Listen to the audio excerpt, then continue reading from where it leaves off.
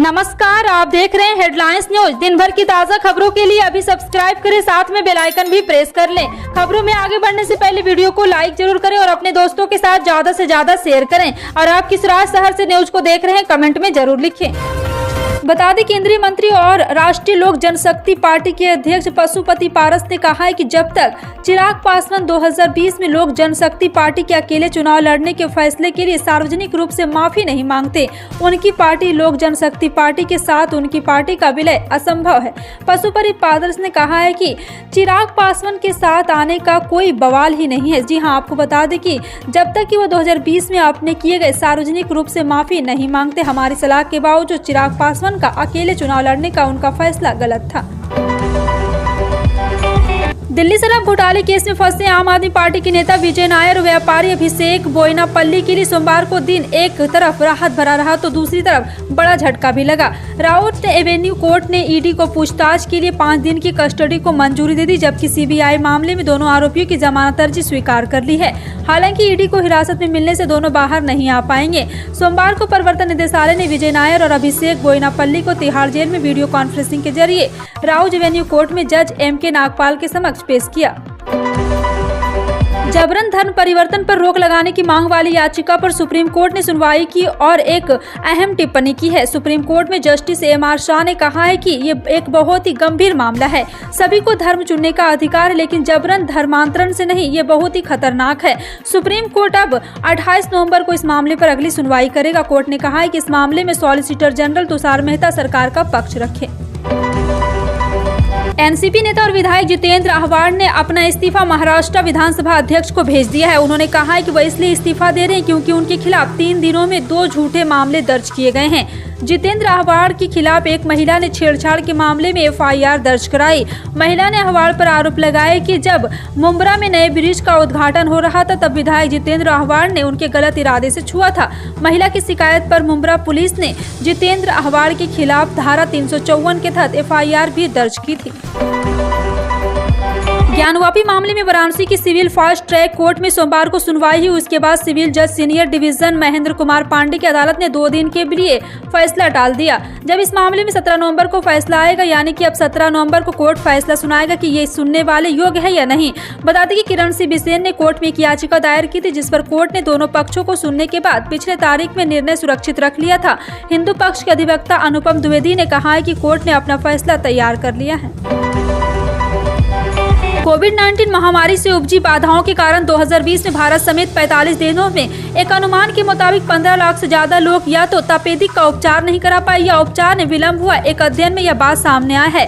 पत्रिका बीएमसी में भी मेडिसिन में प्रकाशित शोध से पता चलता है कि विश्लेषण किए गए आधे से अधिक देशों में बच्चे असमान रूप से प्रभावित हो सकते हैं, जबकि 65 वर्ष या उससे अधिक आयु के लोग 2/3 से अधिक देशों में प्रभावित हुए। इस माह के आरंभ में द्वितीय चरण की ballistic missile defence interceptor AD-1 की पहली उड़ान का परीक्षण कर भारत ने रक्षा क्षेत्र में एक और उपलब्धि हासिल कर ली।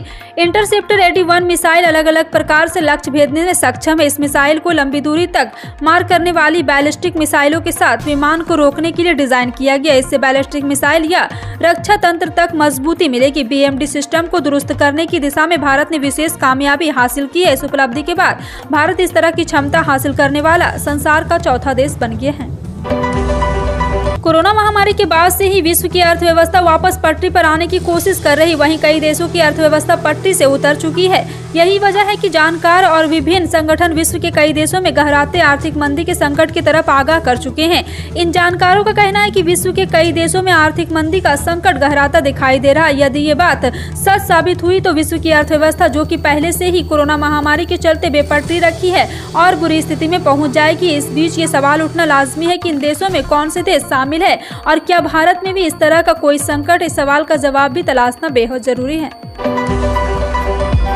नेताजी सुभाष चंद्र बोस की जयंती पर राष्ट्रीय अवकाश की मांग को लेकर सुप्रीम कोर्ट ने दाखिला एक जनहित याचिका को आज खारिज कर दिया। याचिका में सुप्रीम कोर्ट से केंद्र को 23 जनवरी को नेताजी की जयंती पर राष्ट्रीय अवकाश घोषित करने का निर्देश देने की मांग की गई थी। कोर्ट ने जनहित याचिका को यह कहते हुए खारिज कर दिया कि इस मामले पर निर्णय भारत सरकार को करना होगा। बता दें कि याचिका में नेताजी सुभाष चंद्र बोस का स्मारक हॉल और संग्रहालय बनाने का निर्देश देने की मांग की गई थी।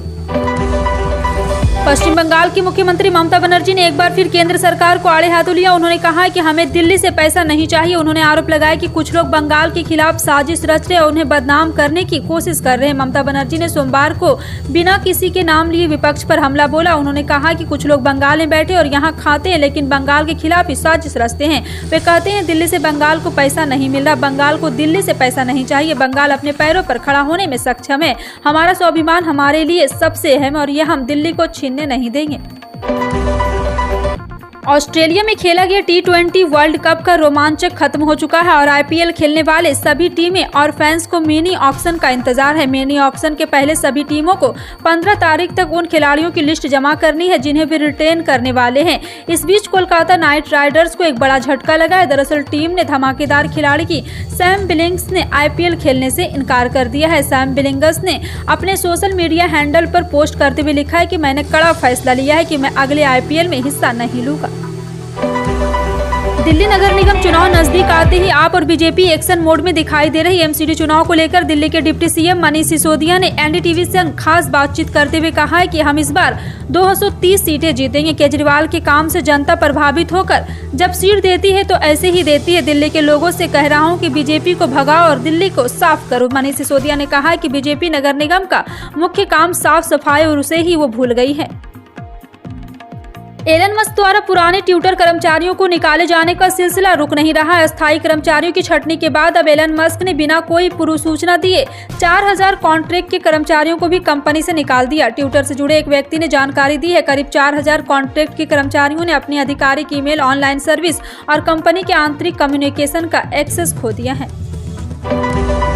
राजस्थान में अशोक गहलोत सरकार ने ऊँटों के लिए एक राहत भरा अहम फैसला लिया है। CM गहलोत ने ऊँट संरक्षण योजना को अनुमोदन करने की मंजूरी दे दी है। इसके साथ ही 2.60 करोड़ रुपए के वित्तीय प्रावधान को भी स्वीकृति दी है। वहीं ऊँटों की कम होती संख्या को देखते हुए राज्य सरकार ने उनके संरक्षण के लिए विशेष कार्य योजना तैयार की है। सरकार के मुताबिक ऊँट संरक्षण योजना का अनुमोदन करने के पशु चिकित्सकों की ओर से मादा ऊँट और बच्चे के टैग लगाकर पहचान पत्र देने के बाद पालक को 5000 रुपए प्रत्येक पहचान पत्र के लिए पशु चिकित्सकों को 50 रुपए का मानदेय तथा ऊँट के बच्चे के 1 साल पूरे होने पर दूसरी किस्त के रूप में 5000 रुपए का प्रावधान किया गया है। स्टेट बैंक ऑफ इंडिया के ग्राहकों के लिए एक जरूरी खबर है। SBI कार्ड 15 नवंबर से रेंट पेमेंट पर प्रोसेसिंग फीस लागू करने जा रहा है। SBI कार्ड से रेंट पेमेंट करने पर 15 नवंबर से प्रोसेसिंग फीस चुकानी होगी। SBI कार्ड ने ग्राहकों को इस बाबत एक मैसेज भेजा है जिसमें प्रोसेसिंग फीस की जानकारी दी गई। SBI कार्ड स्टेट बैंक की क्रेडिट कार्ड कंपनी है। SBI कार्ड क्रेडिट कार्ड से रेंट पेमेंट करने में 99 रुपये प्लस GST वसूलेगा। इसका नया नियम 15 नवंबर से लागू हो रहा है। राष्ट्रपति द्रौपदी मुर्मू पर अभद्र टिप्पणी कर विवादों में फंसे मंत्री अखिल गिरी को लेकर CM ममता बनर्जी ने माफी मांगी है।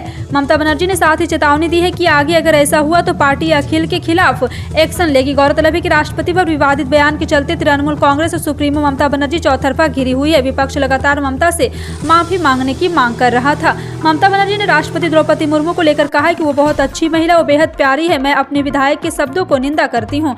मैं माफी मांगती हूँ, जो अखिल ने किया वो गलत है। अगर ऐसा भविष्य में हुआ तो पार्टी एक्शन लेगी।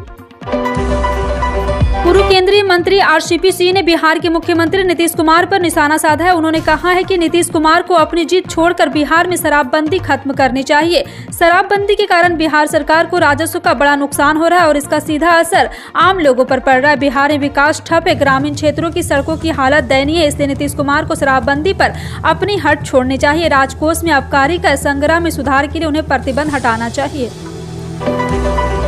हमारे देश में जितनी भी लाभकारी और कल्याणकारी योजनाएं चल रही है, इनका सीधा लाभ गरीब वर्ग और जरूरतमंद लोगों तक पहुंचाया जा रहा है। जैसे किसानों की आर्थिक मदद करने के लिए केंद्र सरकार द्वारा प्रधानमंत्री किसान सम्मान निधि योजना का संचालन किया जा रहा है। इस योजना के अंतर्गत पात्र किसानों को सालाना 6000 रुपए यानी कि 2-2 हजार रुपए करके 3 किस्तों में सीधा किसानों के अकाउंट में भेजा जा रहा है। लेकिन अब आपको बता दें कि अब किसानों के 13वीं किस्त का इंतजार है और ये भी जल्द ही आने वाला, लेकिन इसके लिए जरूरी शर्तों का पालन करना जरूरी है। अपात्र किसान PM किसान योजना का लाभ न ले पाए, इसके लिए सरकार कई जरूरी कदम उठा रही है, जिसमें एक भूलेखों का सत्यापन शामिल है। इसलिए अगर आप चाहते हैं कि आपको 13वीं किस्त का लाभ मिले तो आपको जल्द से जल्द EKYC करवाना होगा। अंतर्राष्ट्रीय बाजार में सोमवार को कच्चे तेल कीमत में इजाफा देखने को मिला। मिली जानकारी के अनुसार ब्रेंट क्रूड $0.44 या 0.46% बढ़कर $96.28 प्रति बैरल पर कारोबार कर रहा है। जी हां, आपको बता दें कि देश भर में पेट्रोल डीजल के दाम कहीं भी नहीं बढ़े हैं। राजस्थान की बात करें तो यहाँ भी पेट्रोल डीजल के दाम 10 के 10 है। राजस्थान के लंबे समय से पेट्रोल डीजल की कीमतों में नहीं बढ़ने के कारण भाव स्थिर है। यहाँ राजधानी जयपुर में अभी 1 लीटर पेट्रोल की कीमत 108.48 रुपये है। वहीं डीजल की कीमत 93.72 रुपये प्रति लीटर है। आपका इन सभी खबरों पर क्या कहना है, कमेंट सेक्शन में टाइप करके जरूर बताएं। इसी तरह की पल पल की अपडेट जानने के लिए जुड़े रहें आप अपने हेडलाइंस न्यूज के साथ। मिलते हैं अगली बड़ी खबर में, तब तक के लिए जय हिंद।